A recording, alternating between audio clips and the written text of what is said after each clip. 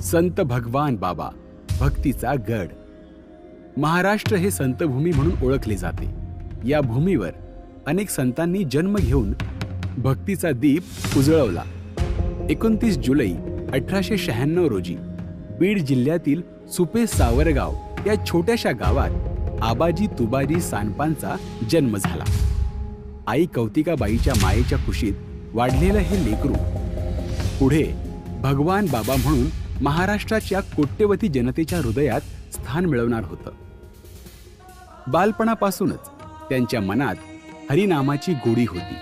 छोट्या वयातच त्यांना कीर्तन, भजन, संतांच्या कथा ऐकण्याची आवड होती. गावोगावी फिरताना हे सर्वांच्या मनात प्रेम आणि भक्ती जागवत. भगवान बाबांना अनेक संतांचं सानिध्य लाभलं. गीते बाबा दिघोळकर, माणिक बाबा, बंकट स्वामी, संत नामदेव आणि संत एकनाथ यांच्या शिकवणीतून त्यांनी भक्तीचा मार्ग स्वीकारला. या गुरूंनी त्यांच्यातील तेज ओळखून त्यांना समाजकारण व अध्यात्माची दिशा दाखवली. सन 1918 मध्ये त्यांनी पहिली पंढरपूर वारी केली. भगवे झेंडे, दिंडी, अभंगाचा गजर या साऱ्यात त्यांची भक्ती अधिक प्रगल्भ झाली. त्यांच्या कीर्तनांनी नारायणगडावर हजारो वारकऱ्यांचा जमाव व्हायला लागला आणि या गडाला लोक धाकटी पंढरी म्हणू लागले. आळंदी येथे बंकट स्वामींनी त्यांना संन्यास दिला आणि एक नवीन जीवन प्रवास सुरू झाला. धौम्य गडावर त्यांनी मंदिर उभारण्याचा संकल्प केला. गावकरी श्रमदान करू लागले. स्त्रिया दागिने दान करू लागल्या. दिवसेंदिवस गड उभा राहू लागला. शेवटी 1958 मध्ये यशवंतराव चव्हाणांच्या हस्ते या मंदिराचं उद्घाटन झालं. त्या दिवसापासून हा गड भगवान गड म्हणून ओळखला जाऊ लागला. हा गड भक्तीचा, समाज सुधारणेचा आणि शिक्षणाचा केंद्रबिंदू ठरला. भगवान बाबांनी केवळ अध्यात्माचं कार्य केलं नाही, तर समाजाला योग्य दिशा दिली. प्राण्यांचा बळी थांबवला. स्त्रियांना कीर्तनात मानाचं स्थान दिलं. गरीब मुलांना शिक्षण दिलं.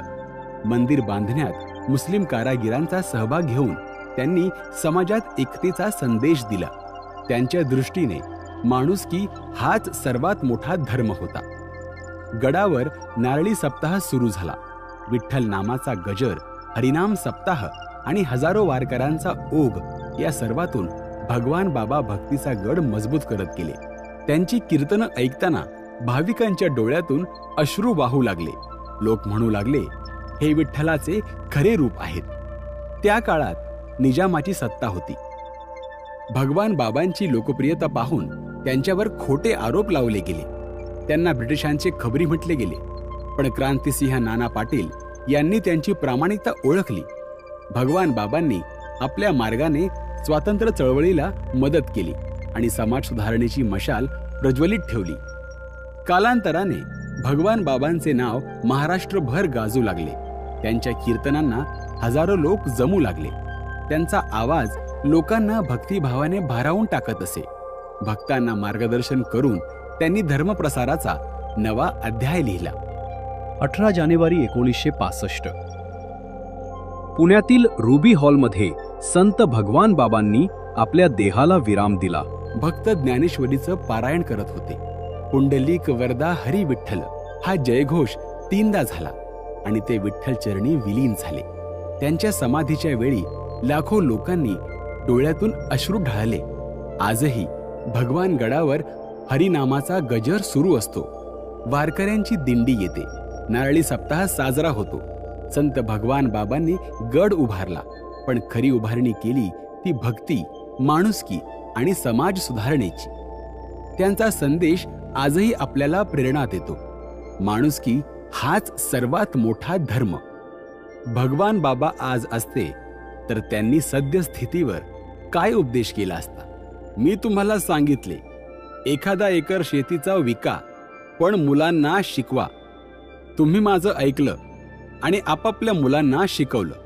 त्यामुळे आज समाजात हजारो पोलीस आहेत, जवान आहेत, हजारो शिक्षक आहेत, हजारोंच्या संख्येने प्राध्यापक, वकील, डॉक्टर, इंजिनियर आहेत. छाती अभिमानाने फुगून येते जेव्हा कळतं की एखाद्या खेडेगावातील मुलगा किंवा मुलगी IAS, IPS, IRS झाला. आज शेकडोंच्या संख्येने अनेक उच्चपद अधिकारी आहेत. अभिमान आहे मला तुमच्या यशाचा व कर्तृत्वाचा. तुमच्याकडून एकच अपेक्षा, आपण समाजाचे देणे लागतो हे कधीही विसरू नका.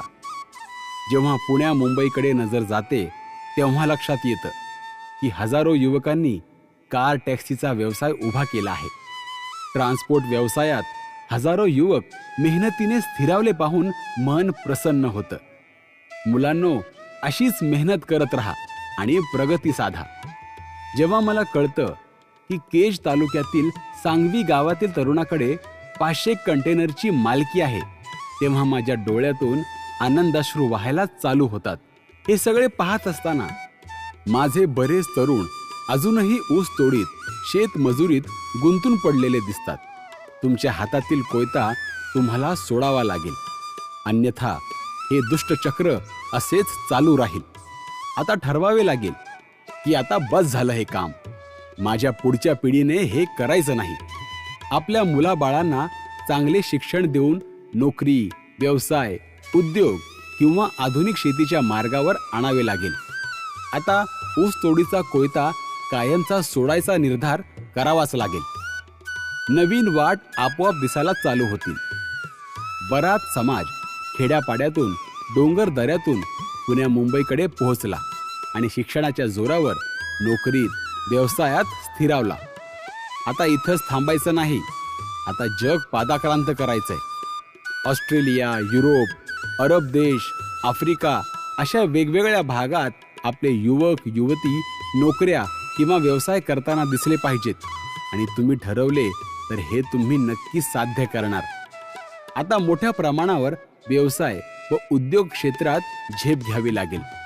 एकमेकांना सहकार्याची भावना वाढीस लागणे हे फार महत्त्वाचे आहे. आणि एक महत्त्वाचे म्हणजे संघटित राहा.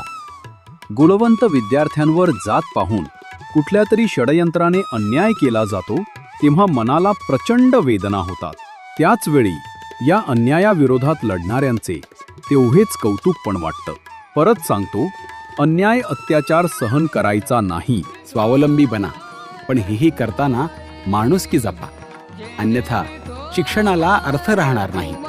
प्रत्येक दसऱ्याला मला तुमच्यामध्ये काहीतरी चांगली प्रगती झालेली बघायची आहे आणि त्याचबरोबर एक दिवस समाजासाठी दिलेला मला बघायचा आहे. जय जय विठ्ठल.